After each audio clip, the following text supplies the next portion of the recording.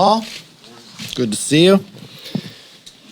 You know, in the past 8 months, we have heard many compare the Biden administration and presidency to Jimmy Carter days.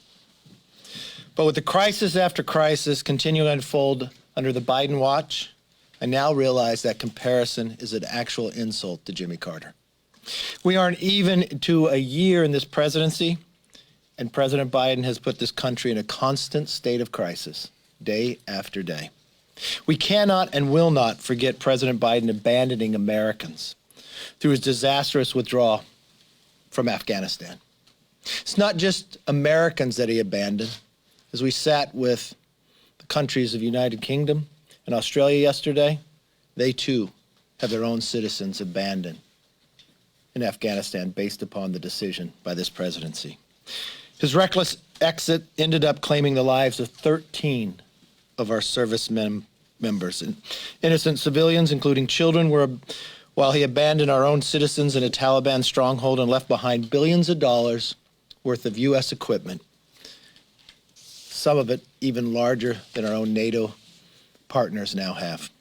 American families are paying historically high prices for everyday goods, and their families, primarily the working class, will continue to bear the burden of rising costs for possibly the next several years. And as our small and local businesses look to regain their footing from the pandemic, they are faced with a government-caused labor shortage, forcing service disruptions.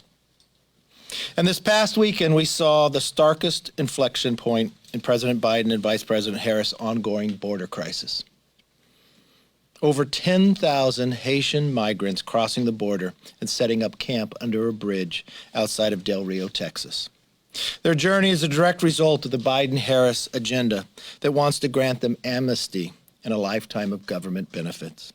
While women and children faced 100-degree weather, shortage of food and water, the administration's response remained non-existent. Where is the border czar? Vice President Harris. Tomorrow will mark the 6th month since she was appointed to this role. And in that time, the situation at the border has only continued to deteriorate. Over 1.2 million migrants have been apprehended since Biden and Harris took office. Under her control of the border, 970,000 with this border czar. For the last 2 consecutive months, illegal migrant encounters hit more than 200,000. How does that play in history? It's a 20-year high. 4,752 pounds of fentanyl seized since April. So if you're a city on the border, you think that's far away. That fentanyl comes to every element and every city in America. Congressional Democrats on Capitol Hill have been just as disconnected from reality. They're intent on making these problems much worse. Instead of addressing the concerns hurting our economy, stability, they are moving ahead with passing a massive $3.5 trillion spending bill, along with another trillion added upon that. Raise taxes, harm the middle class, and increase the inflation they have already created, shutting businesses, all while handling tax breaks to the rich. Democrats control every lever of the federal government, but they are acting like powerless bystanders, with a lame duck speaker who's more concerned about her last European tour and getting a $200 million earmark for her own district, instead of bringing Americans home from Afghanistan, putting the border in a secure position to save this country, and creating an economy that can continue to grow instead of harming it. America cannot continue down this path. We need a Biden-Harris administration and congressional Democrats to fix the nation's problems as opposed to worsening them than the ones that they have already created. I continue to listen to the Democrats on the other side of the aisle. Never before did I think I'd see an administration leave Americans behind. Never before did I think I would see the Democratic Party literally pull out funding for Israel because they couldn't even pass it, for defense of an Iron Dome. Every single Democrat voted no in the concept of bringing that back. It is a different time and place in our nation. I've never seen a majority party fail time and again and put this country further in debt by not even being able to pass their own funding bills, but only harming the small businesses that are just now getting out of a pandemic. With that, let's open it up for questions. Leader McCarthy? Yes, ma'am. Are you encouraging your members or whipping your members against the bipartisan infrastructure bill on Monday? You know, I don't view it as a bipartisan bill any longer, where the Democrats have now made it one over $5 trillion bill, one without the other. It only harmed the nation even more. I'm voting no. What about your members? Do you encourage them to vote no, too? Yes, I do. Can I follow up on that question, Sure. Leader McCarthy? A lot of the things in this bipartisan infrastructure bill are things that your members have backed in the past and are popular at home.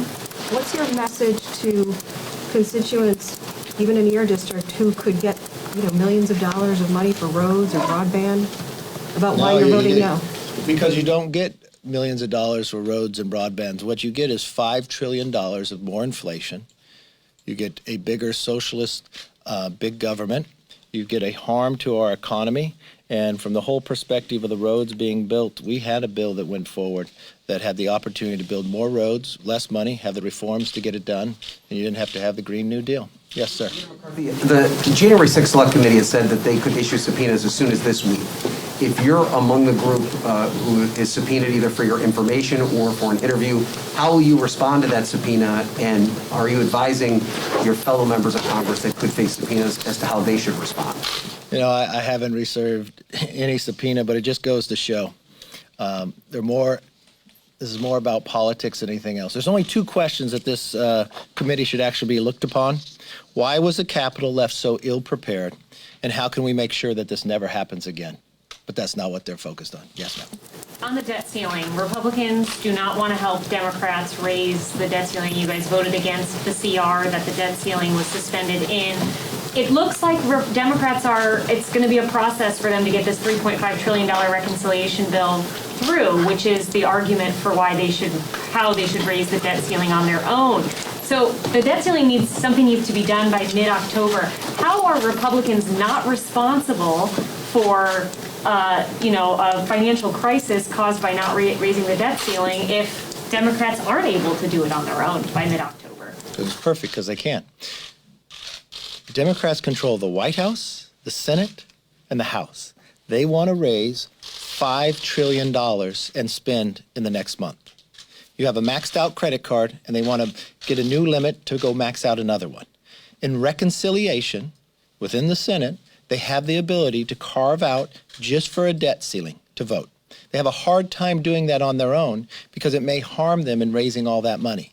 But they are in the majority. They control what comes to the floor. So they have wasted all this time. The only people that will get any blame for this is the Democrats and their management. We've watched crisis after crisis, from the border to Afghanistan to now putting our debt into crisis. Why would they move a bill that they know not pass? And they even took out the Iron Dome funding in it to try to get their most liberal people to vote for it. They know it's not going anywhere in the Senate. So why did they waste that time? Why didn't they take the time to wall off the reconciliation with the debt ceiling, pass it in the House, and pass it in the Senate so people in America would not be harmed? Because they cannot manage. That's the only answer to the question. Yes. Just to follow up on that, the Treasury Secretary was just here with the Speaker and Leader Schumer. Can you talk a little bit more about your conversations with her last week? And at this point, is there anything that can change your mind about supporting a debt limit suspension or increase? I'm not going to increase a debt limit to spend another $5 trillion in the next month when we have inflation and small businesses being hurt. That's not the place for it. The Democrats control the House, the Senate, and the White House. The Democrats have a mechanism already in place to use reconciliation to pass it with a simple majority of the members in the Senate. If they want to raise and spend another $5 trillion, that's what they need to do. They understand that. But what they're doing is causing havoc for the country and others. I've worked with our Secretary of Treasury when she was with the Fed when we raised the debt ceiling before. I do not see why the Democrats are making more problems with the economy simply from the fact that they're not managing. Why did the Speaker spend her time in Europe when she knew this was coming forward? Why do they only have us back here for for 2 weeks when they know this challenge is before us? Why do they make it to the last minute to make it harder for our economy and others? It's all a mismanagement on their part. They control the floor, they control the Senate, they control the White House. If they want another $5 trillion of spending, they need to raise the debt ceiling. To the Secretary? Very clearly, yes. Secretary and I had a very good discussion. We've been through this before. I was the majority whip when we passed it the other time. My conversation with her, take Mitch McConnell at his word. Stop playing political games with this. Don't take us down this path. Start working your reconciliation. Don't waste another week like they wasted this week with a CR that was not going anywhere. They knew it. She knew it on the phone as well. Leader McCarthy. Yes, The federal deficit through the first 11 months of this fiscal year was $2.7 trillion, and the federal debt is now over $28 trillion. Will President Biden or Speaker Pelosi ever balance the budget? Not if they continue to add another $5 trillion. Our GDP is about 23. You've got a real challenge. Every great society has collapsed where they've overextended themselves. And this is exactly the path that the Democrats have put us on. The inflation that they have created with their spending when first coming into office continues to contribute to this and the harm that it'll cause to business and growth and for future generations of Americans. They're putting it as a path that will a great deal of amount of damage. I remember listening to a number of years ago on the Joint Chiefs of Staff said our greatest threat to our nation wasn't a foreign enemy, it was the debt. The Democrats have done nothing but add to it. Yes. But if most of this debt, 98% of it, predates President Biden's Not true. inauguration, why don't Republicans have the responsibility to help raise the debt limit? That's a great question, but your question is not correct. Let me educate you on one point. The last debt ceiling we raised was on a date certain, not a dollar amount. So the date certain, every amount of money spent in the Trump administration was accounted for and also went into the 7 months of the current Biden administration.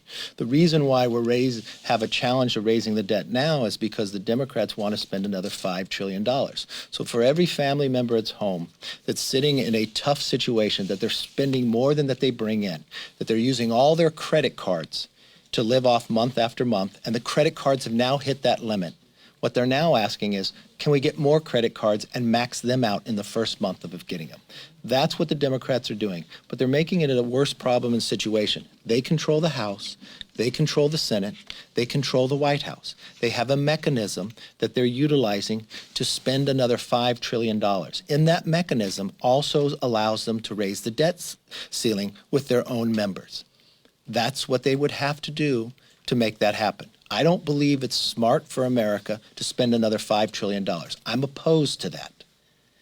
I would think most every American would be opposed to that, especially the next generation.